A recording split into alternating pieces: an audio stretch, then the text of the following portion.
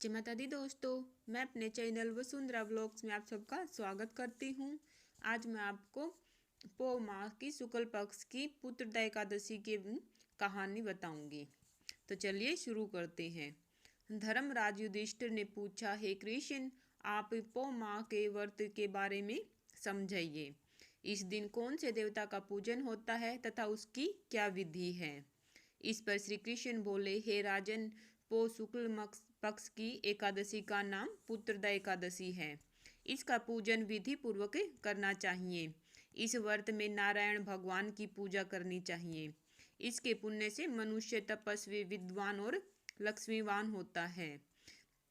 इसकी मैं एक कथा कहता हूँ, उसे सुनो। भद्र भद्रावली नगरी में सुकेतुमान राजा राज्य करता था। वह निपुत्र था। उसकी स्त्री का नाम शैव्या था। वह सदैव निपुती होने के कारण चिंतित रहती थी।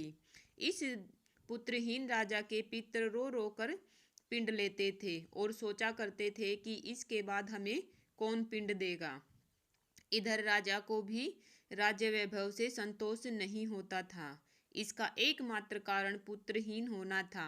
वह विचार करता था कि मेरे मरने के बाद मुझे पिंडदान कौन करेगा। बिना पुत्र के पितरों और देवताओं से ऋणी नहीं हो सकता।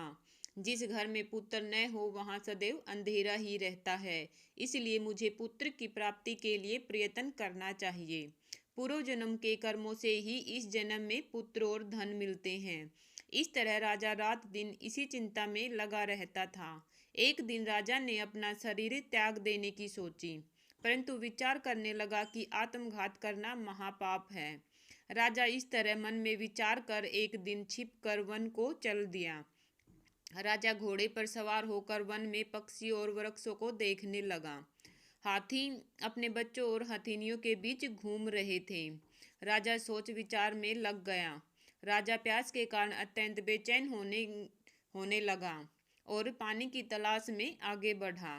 कुछ ही आगे जाने पर उसे एक सरोवर मिला। उस सरोवर के चारों तरफ मुनियों के आश्रम बने थे।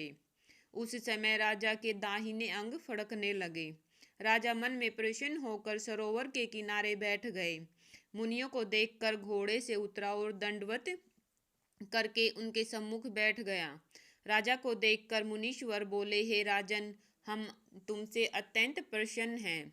तुम इस जगह क्यों आए हो, सो कहो। इस पर राजा ने उनसे पूछा, हे मुनीश्वर, आप कौन हैं और किस लिए यहाँ आए हैं, सो कहो। मुनि बोले, हे राजन, आज पुत्र की इच्छा करने वाले को संतान देने वाली पुत्रदा एकादशी है। हम लोग विश्वदेव हैं और इस सरोवर पर स्नान करने आए हैं। इस पर राजा बोले, हे मुनीश्वर, मेरे भी कोई पुत्र नहीं है। यदि आप मुझ पर प्रसन्न हो तो एक पुत्र का वरदान दीजिए। मुनि बोला, हे राजन, आज पुत्रदा एकादशी है। आप इसका अवश्य व्रत ही करें। भगवान की कृपा से आपको अवश्य ही पुत्र की प्राप्ति होगी। मुनि के वचनों के अनुसार राजा ने एकादशी का व्रत किया एवं द्वादशी को पारायण किया और मुनियों को प्रणाम करके अंत में अपने महल को वापिस आया। अंत में रानी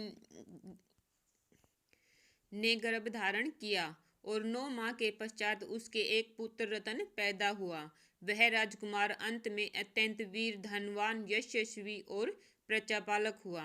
भगवान श्री कृष्ण बोले, हे राजन, पुत्र प्राप्ति के लिए यदि पुत्रदा एकादशी का व्रत करना चाहिए। जो मनुष्य इसका महात्म्य श्रवण व पठन करते हैं उनको स्वर्ग मिलता है।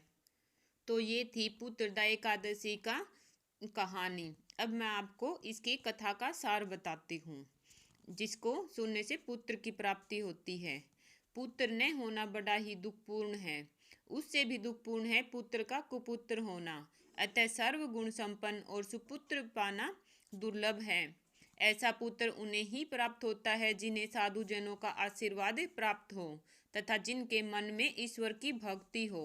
इस कलयुगी में सुयोग्य पुत्र प्राप्ति का उत्तम साधन पुत्रदा एकादशी का व्रत ही है। ये था पुत्रदा एकादशी का कथा सार।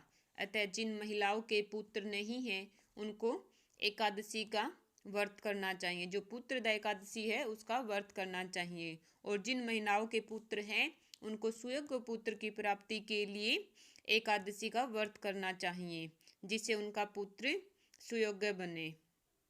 मैंने आपको पुत्रदा एकादशी की कथा और कथासार दोनों को विस्तार पूर्वक बताया है। अगर आपको मेरी यह वीडियो अच्छी लगी हो तो प्लीज़ मेरे चैनल को लाइक करें, शेयर करें एंड सब्सक्राइब करें। Thanks for watching my video.